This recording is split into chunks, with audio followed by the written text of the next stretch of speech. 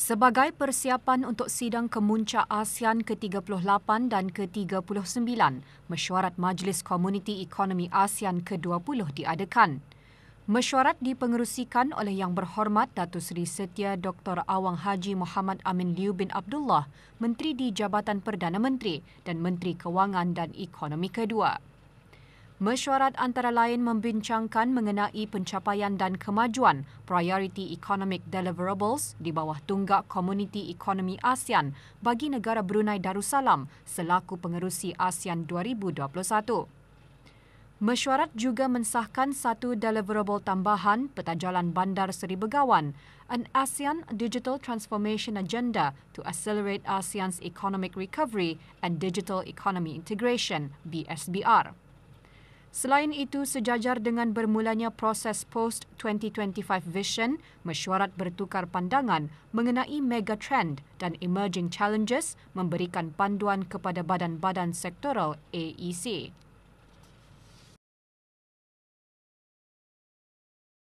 Bagi menyokong ASEAN dalam mencapai kewangan yang stabil dan berdaya tahan, perlunya mengukuhkan kerjasama antarabangsa bagi memastikan vaksin untuk semua dan kepentingan fungsi pengawasan tabung kewangan antarabangsa IMF. Menteri di Jabatan Perdana Menteri dan Menteri Kewangan dan Ekonomi kedua menekankan perkara tersebut semasa meja bulat IMF sampingan bagi mesyuarat Bank Dunia IMF tahunan yang diadakan secara maya.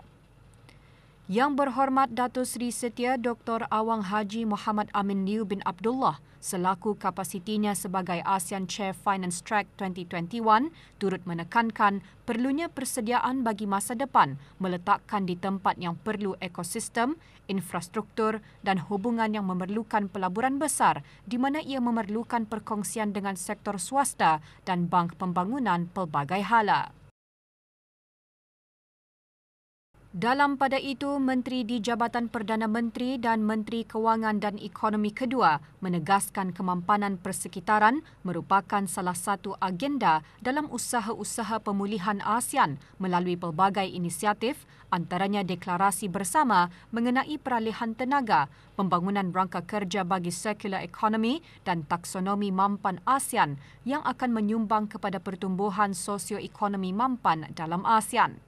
Semasa mesyuarat Menteri-Menteri Pelaburan dan Perdagangan G20 yang diadakan secara persidangan video, Yang Berhormat Datuk Seri Setia Dr. Awang Haji Mohamad Amin Liu bin Abdullah juga mengongsikan dalam menghadapi cabaran pandemik, ASEAN menumpukan kepada pemulihan seperti yang digariskan dalam Rangka Kerja Pemulihan Komprehensif ASEAN ACRF. Di bawah Brunei Darussalam Priority Economic Deliverables PEDS, ASEAN telah melaksanakan pembangunan Peta Jalan Bandar Seri Begawan BSBR dengan memanfaatkan momentum digitalisasi positif bagi memastikan agenda peralihan digital ASEAN dapat dicapai dengan berkesan dan cekap. Di bawah BSBR dan ACRF, ASEAN menjangkakan perkongsian maklumat, pengisian semula dan peningkatan kemahiran perusahaan mikro, kecil dan sederhana PMKS akan membantu peralihan ke arah digital dan pemulihan mampan. Menjadikan negara Brunei Darussalam sebagai negara pintar dan bandar pintar melalui inovasi, penyelidikan dan pembangunan adalah satu dari 3 komponen utama aspirasi negara bagi mencapai pengangkutan yang mampan di samping peningkatan keselamatan jalan raya yang progresif dan menyusun semula sistem pengangkutan awam. Semasa menyertai persidangan pengangkutan mampan Global Pertubuhan Bangsa-Bangsa Bersatu PBB kali kedua yang diadakan melalui sidang video, Menteri Pengangkutan dan Info Komunikasi menyentuh bahawa melalui pengurusan pengangkutan, ia boleh memberikan pemahaman lebih lanjut akan trend dan corak baru yang dapat berfungsi sebagai input utama kepada penggubalan dasar pengangkutan di negara Brunei Darussalam. Yang Berhormat Datuk Seri Setia Awang Abdul Muttalib bin Pihin Orangkaya Seri Setia Datuk Paduka Haji Muhammad Yusof menambah antara dasar negara yang sedang ditangani termasuklah inisiatif ke arah mengurangi carbon footprint dan menggalakkan penggunaan pengangkutan pelbagai guna. Semasa majlis penutupan, persidangan mengeluarkan satu kenyataan Beijing bagi persidangan berkenaan menggariskan kepentingan serta hala tuju bagi mencapai transformasi pengangkutan yang mampan dan berdaya tahan. Usaha sama negara-negara anggota ASEAN dalam memastikan pemulihan yang stabil dan inisiatif-inisiatif yang dipantau oleh Rangka Kerja Pemulihan Komprehensif ASEAN yang merentasi berbilang isu seperti kewangan, perdagangan dan kesihatan diketengahkan oleh Timbalan Menteri Kewangan dan Ekonomi Fiskal semasa mesyuarat Menteri Kewangan dan Governor Bank Pusat G20 kali keempat. Datuk Seri Paduka Awang Haji Ahmadin bin Haji Abdul Rahman turut mengongsikan pandangannya mengenai pemulihan berpunca daripada pelancaran vaksin global. Menteri-menteri dan Governor semasa mesyuarat tersebut bertukar-tukar pandangan mengenai ekonomi global, isu-isu global dan sokongan kepada negara-negara terjejas, isu-isu sektor kewangan dan cukai antarabangsa.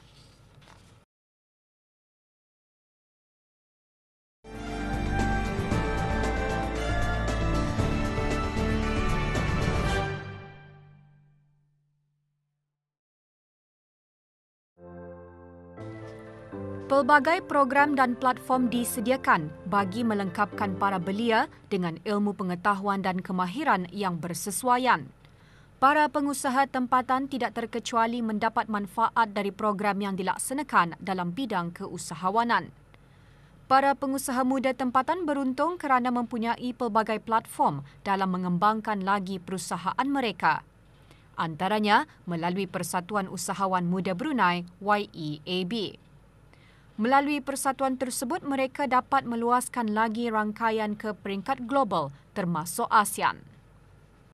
In fact, one of the things yang also Persatuan Usahawan Muda Brunei has been doing daripada tahun lepas adalah we have been hosting the ASEAN Go Digital MSME program.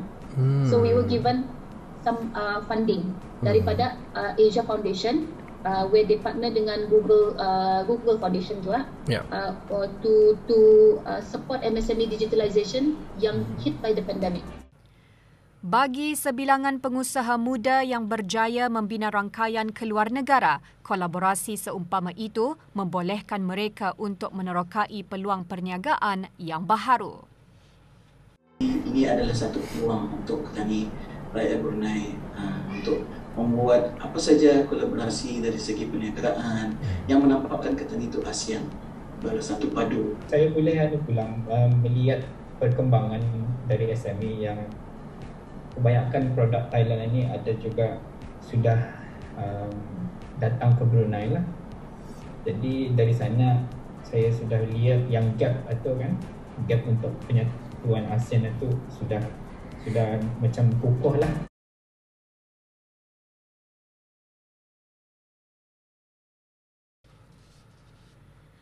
Peningkatan jumlah kes jangkitan COVID-19 di negara ini memberi kesan yang ketara terutama kepada para pengusaha tempatan, tidak terkecuali bagi pengusaha-pengusaha restoran.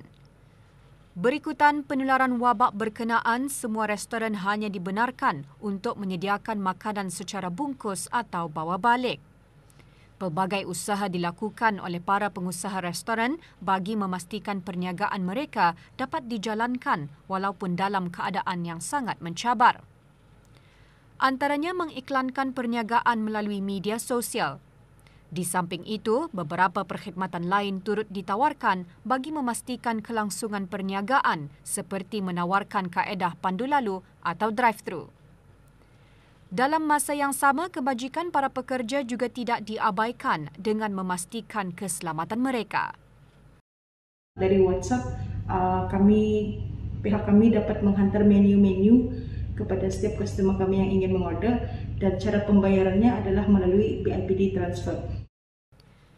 Dalam usaha mendepani cabaran penularan wabak COVID-19, para peniaga setentunya bersedia dengan pelbagai inisiatif bagi memastikan kelangsungan perniagaan masing-masing. Para peniaga juga perlu kreatif dan bijak dalam menawarkan pelbagai perkhidmatan dan promosi yang bersesuaian dalam menarik pelanggan.